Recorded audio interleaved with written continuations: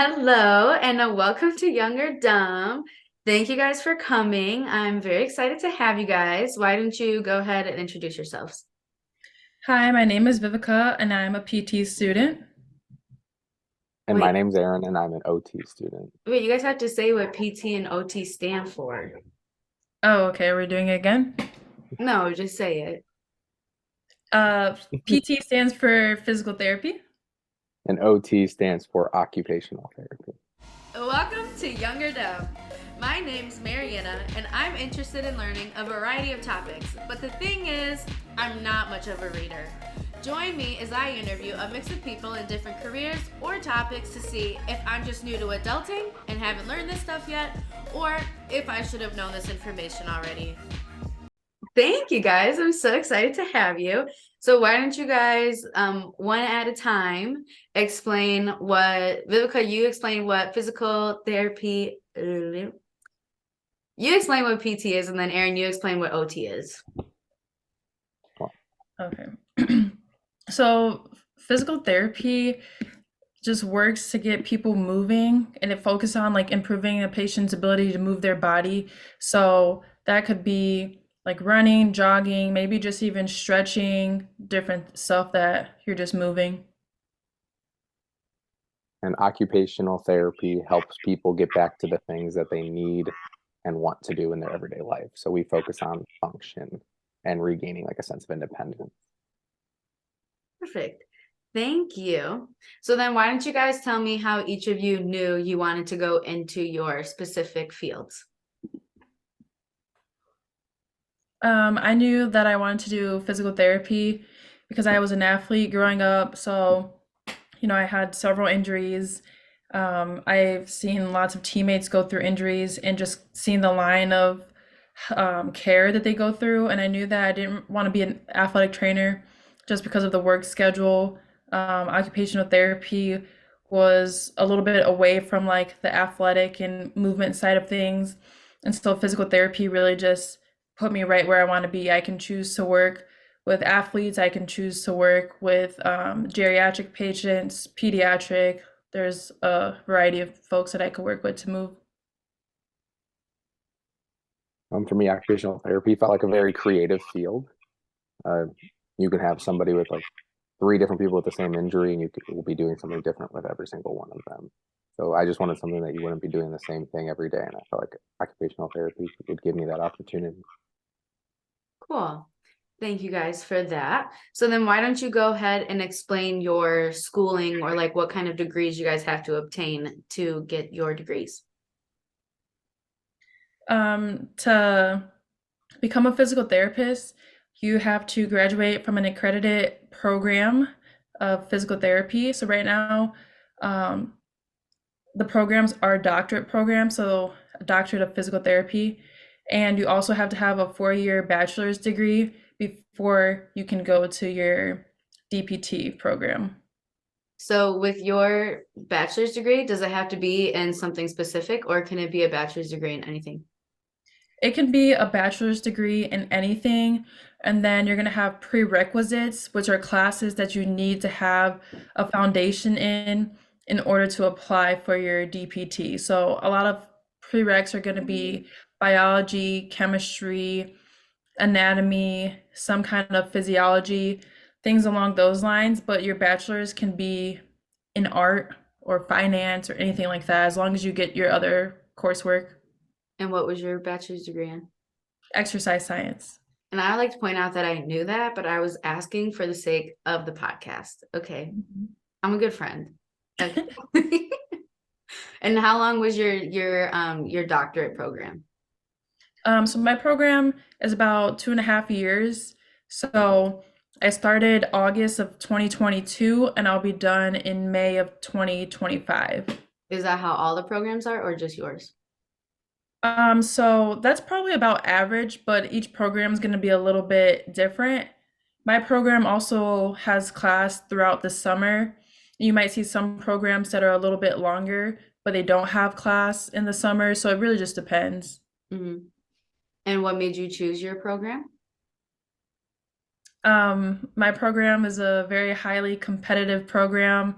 It's one of the top in the nation, and I knew that I could learn a lot from them and really grow as an individual and grow with the career, get some good networking. Nice. Well, congrats to getting into that school. Thank you. Aaron, what is your degree? What is your program like? So my degree is a Master's of Science in Occupational Therapy, and it's a 2.5 year program as well. And just like Vivica said, you have to get a 4 year undergraduate degree before you can get into the master's program for occupational Is it therapy. also with any kind of degree? Yeah, any degree. My degree was health communication.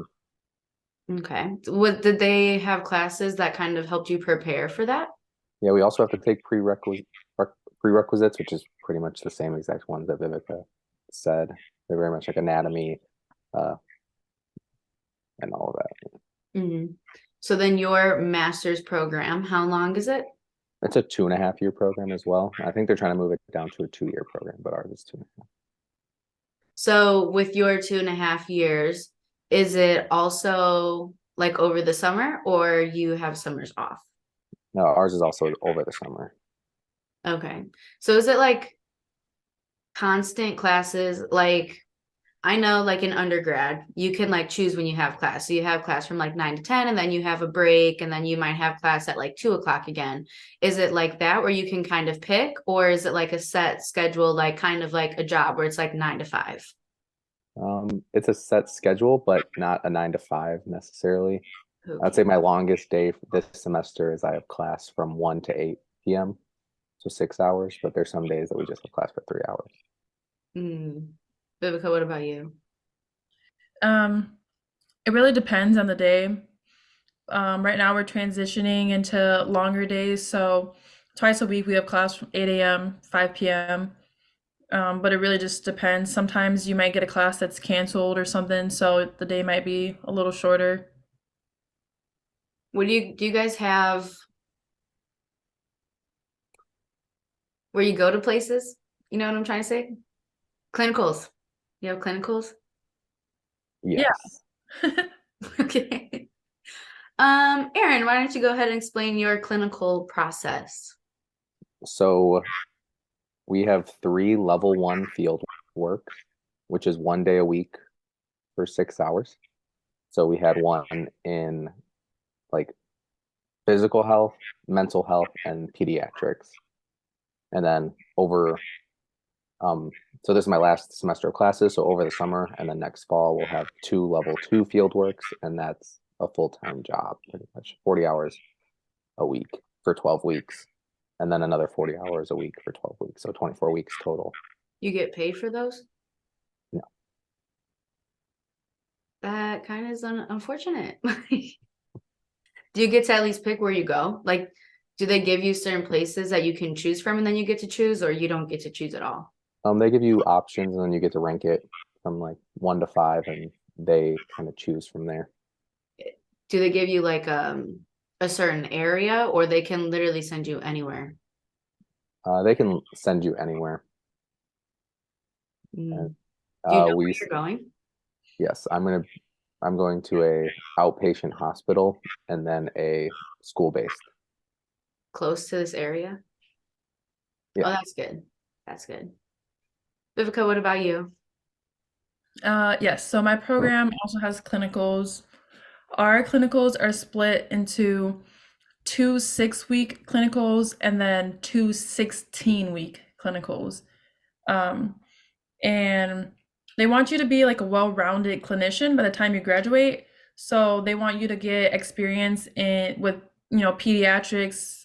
They want you to get inpatient, so like in the hospital, like acute care, outpatient. You could even do like a sports clinic, but they want you to get different kinds, like a variety. I guess I should have asked you guys this before, but like, what's your like end goal? Like, what's your like dream job within each of your fields? I'm still trying to figure out exactly where I want to work, but I think it would be cool maybe in 10 to 15 years to do kind of consultation for businesses on ergonomics and just work safety. One of our professors had an example of there was a lot of people coming into their clinic from this one factory, all with the same injury. Mm-hmm. So she went to that place of work, did like a whole assessment, and kind of figured out what was causing that issue and Kind of why like those people were getting research. injured. It's kind of like research, but it's like helping that place of work be better and to help the people that work there not get injured. Oh yeah. Okay. Fun. Vivica, end goal. My end goal, obviously, be a physical therapist. I don't want to work in an acute setting. I feel like there's just a lot going on all the time there. What is acute? Acute is going to be like short-term injury. So maybe you had a surgery and they're most likely going to be in the hospital still. So you have a lot of cords to manage. Um, you're going to have people that probably have multiple conditions. You're going to work with a lot of other healthcare professionals and things like that. Also, there's just so many like noises in hospitals and stuff. Mm-hmm. Something's always beeping or this alarm is going on or off. So I'd rather work in like an outpatient clinic, and I just haven't decided if I want to do like a sports clinic or just your regular outpatient clinic where I could see patients within different populations. Mm-hmm. Okay. So can you guys tailor your clinicals? Well, I guess you said they wanted you to be well-rounded. So you couldn't like choose to continually go to like a sports place to just build your experience doing that. They like require you to get all of them. You have to get exposed to all of them at some point.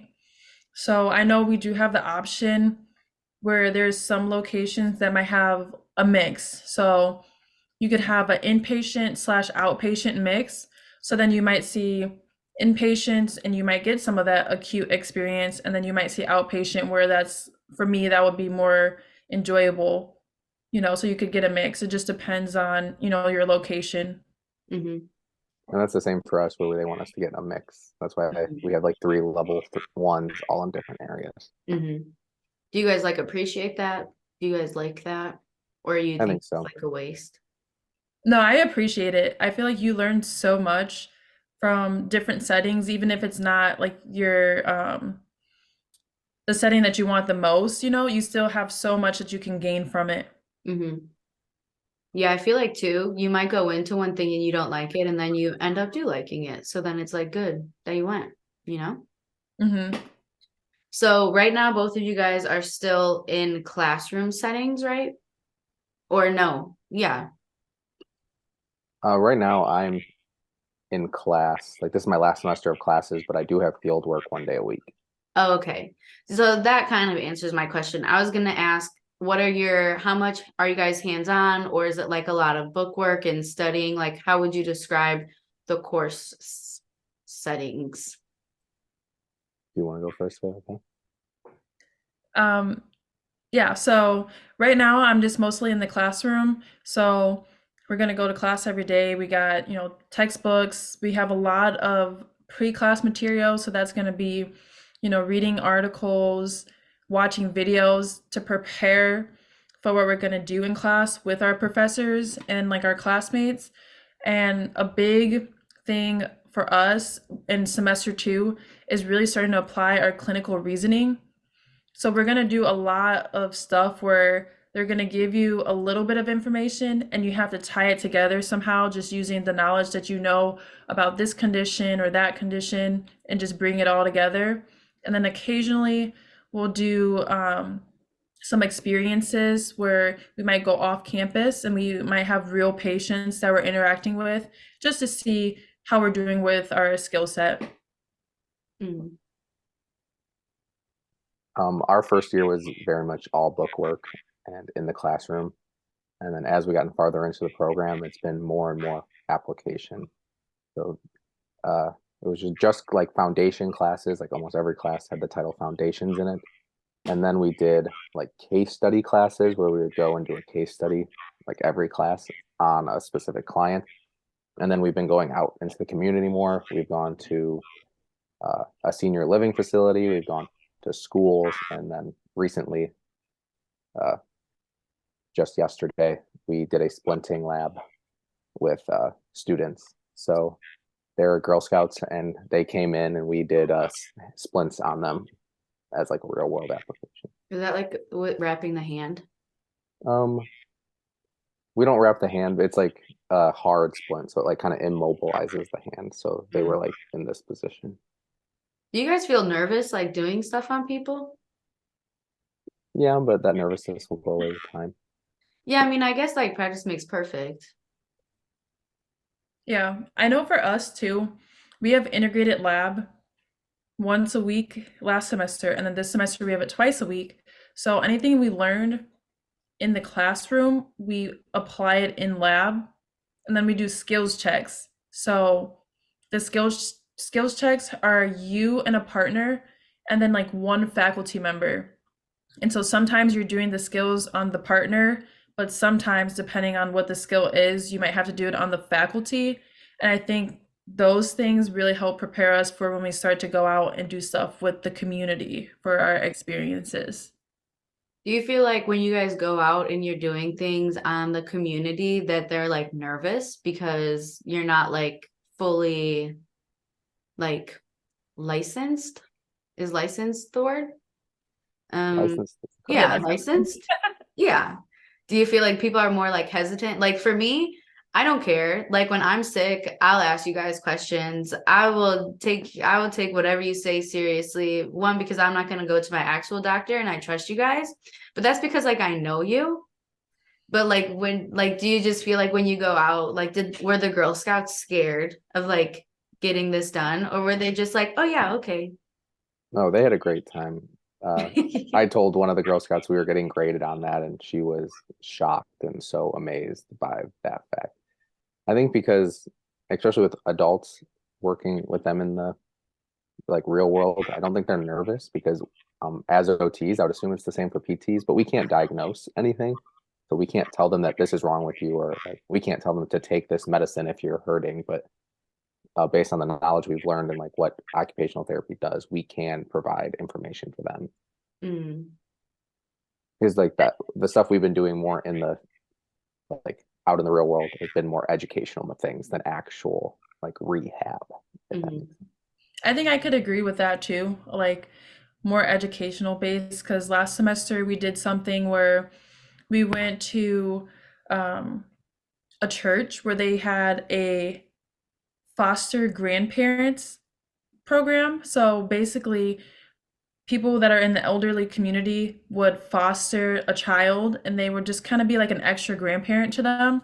And so what we did was we met up with those foster grandparents and we just practiced like our interviewing skills, asking them about like past medical history, current history, any aches and pains and stuff. And it was really interesting because as a student, I thought that those foster grandparents were helping me out, but one of the grandparents said to us that we were helping them out. Like we were helping them address what's going on and what they could be doing better to stay active. So I don't think they were nervous. I think they were happy for us to be there and we were happy for them to be there to help us with our skills. Mm-hmm.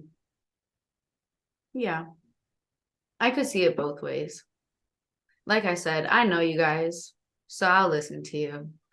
But I feel like if it was maybe a stranger that I didn't know, I'd be like, I don't know about you. But I guess, yeah, cool. Well, thank you. So when you guys chose your programs, or when you guys were just looking at what programs you wanted to go into, how did you choose your schools? Like, were there red flags that other schools had or programs had, or how did you just go about choosing the ones that you guys are in?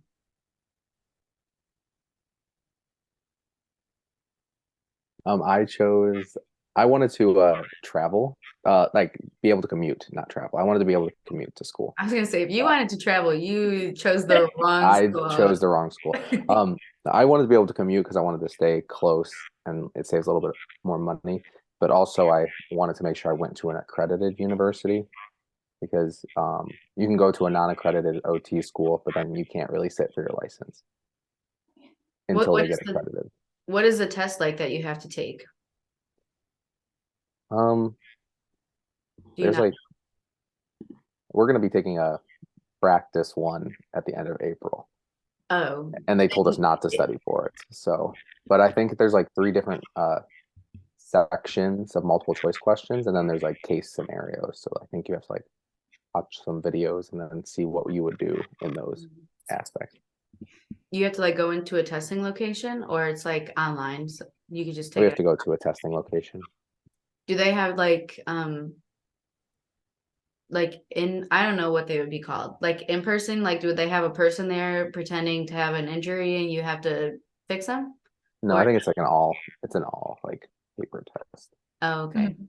Because when you sit for your exam, like your boards, you've already graduated from your accredited university, so you can assume that you already have the hands-on skills, so Mhm. that exam is really just focused on your content knowledge. Mm-hmm. What made you choose your school? I know you said it was a really good school, but were there other schools that you were looking at that just had bad things about it? So I wouldn't say there were any schools that had bad things about them, but I did want to stay close to home just to save on money, but those schools didn't want me. So, You but didn't I have to say that. You could have said they all wanted you, but you went to one of the best ones in the country. That's what you could have said. Well, there was one that I was waitlisted for, and then I had already committed to the school I'm going to now by the time I found out that they were accepting me. But then another university that accepted me, they were a hybrid program. And so when I made the decision between the school that I'm at now and that hybrid program, I think I learned better sitting in the classroom, doing hands-on stuff like every day. That's like that facilitates my learning a lot better than if I was, 90% online by myself Mm-hmm. and then only 10% doing hands-on skills. Yeah. What is the test like that you have to take?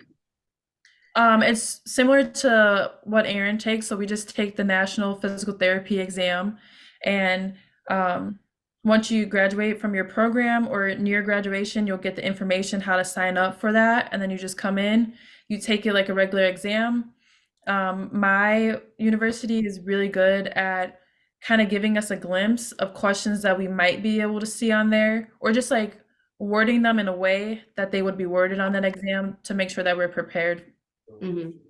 Is it once you guys take the test in Illinois, is your license only good in Illinois, or can you go to other states? My license would be, from my knowledge, is only good in Illinois.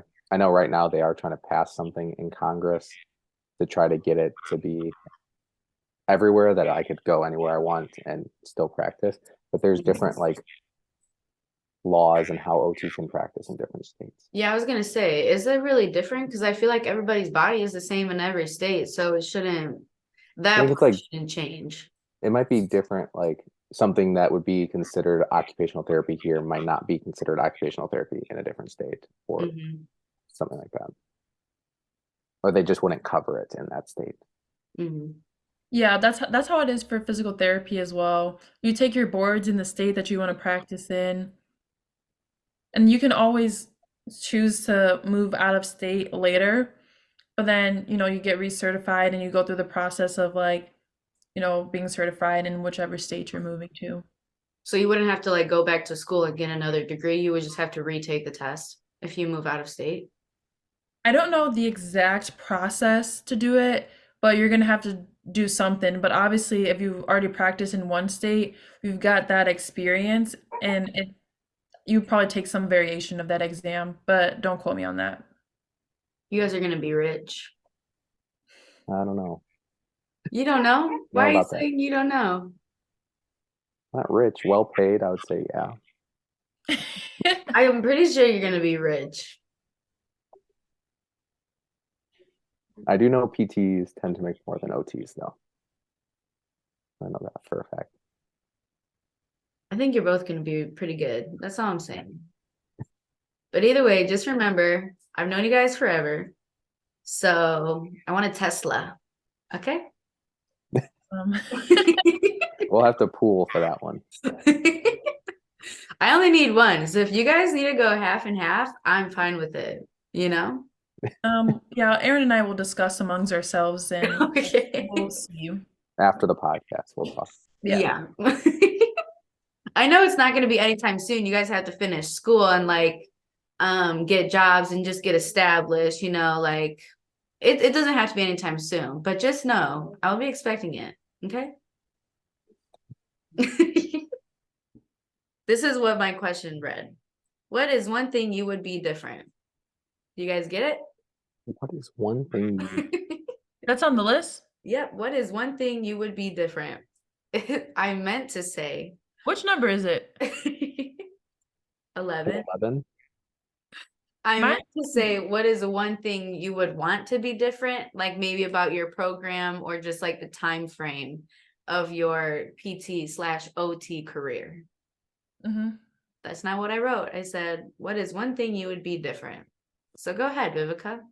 What is it? One thing you would be different? I wish I was a little bit shorter because You like your height, don't lie. no, when I was 5'8", that was a good height. That was a good height for me. I could still reach things on the top shelf. I could still find some decently heighted men, but 5'10" is pushing it. You can still find tall men, But all the tall boys are mean or lazy. but they're tall. What I want a tall man to sit in my big house and eat up all my food for? Because he's tall, so what is one thing you would want to be different about your PT career? Um, if I had to choose one thing to be different about my PT journey, um, You'd be closer to home. I don't mind being away from home because That is I kind of rude. I'm sorry, no offense to you, but I feel like I would have like a lot of distractions and stuff, you know? I That's got several siblings living at home. And then I got you, like you'd probably be asking me to come out and do stuff, you know? very So needy, yes. like being away from home, you know, I have my friends here, but my friends here are also in my program and they understand that, you know, we need to take a step back and we really just need to focus on class. Hmm. I think it would be hard to explain that to folks at home. I get you. So it's not that you would move closer to home. No.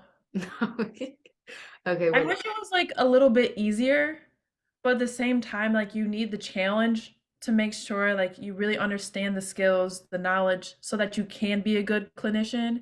So it's like I don't really know what I would want to be different. You can move on to Aaron. okay, Aaron, what did I say? What is one thing you would be different? I wish I was a little bit taller. I'll give you 2.5 inches. Oh, well, that would put me at 5'11" and a half. That's a good height for you. No, but he can't be too tall because then Marissa's gonna look super short. People do that all That the is time. true. It's fine.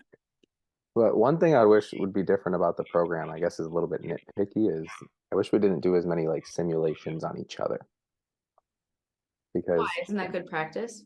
it is, but I think it's hard for us who are learning about medical conditions to pretend to have a medical condition while the other person is pretending to be an OT while learning to be an OT. Just makes it hard sometimes for all the information to connect. That does make sense. It probably would get a little bit complicated. Because like as an example, there was a guy at fieldwork that had a stroke and he was very tight, like spastic. Me, you, Vivica, we can never pretend enough to know what that actually feels like. Like no matter how tight you like try to get your muscles, you'll never get it as tight as that guy's arm felt. So it's like sometimes you don't get like the full scope of the practice. But I understand that we're in school and we don't have access to people with injuries all the time. But I literally have problems all the time.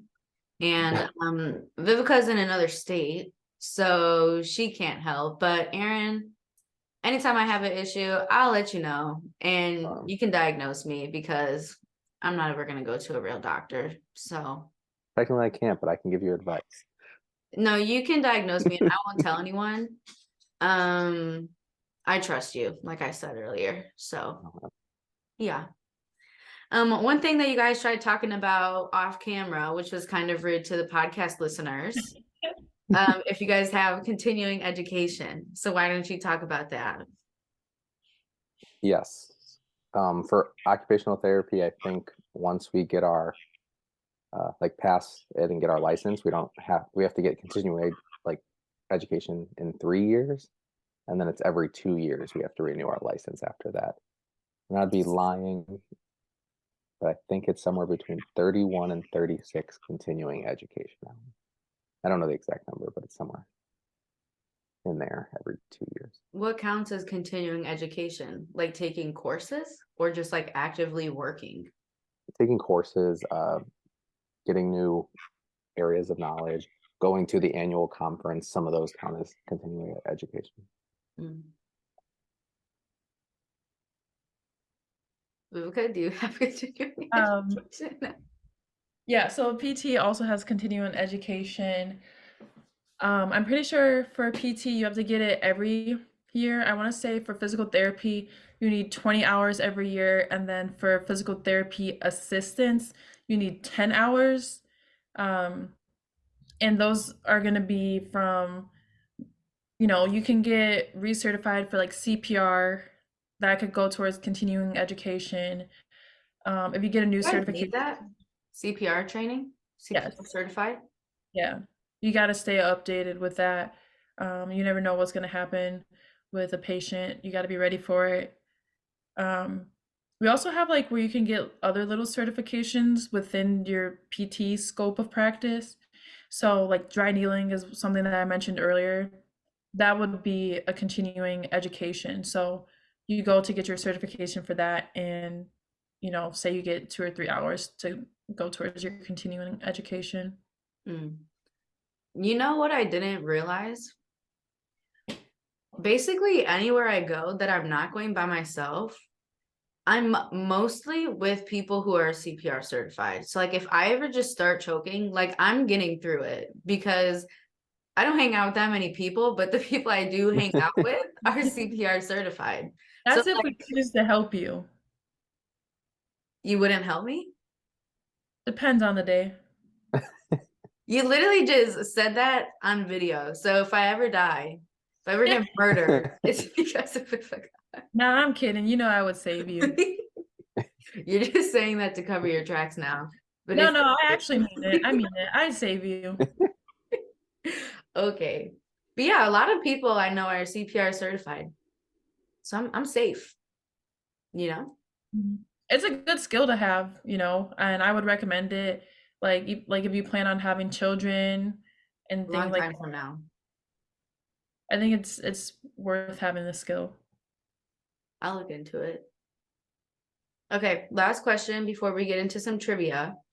What is the job probability or percentage of you guys getting a job like right out of school? Like, is it high demand or is it going to take some time?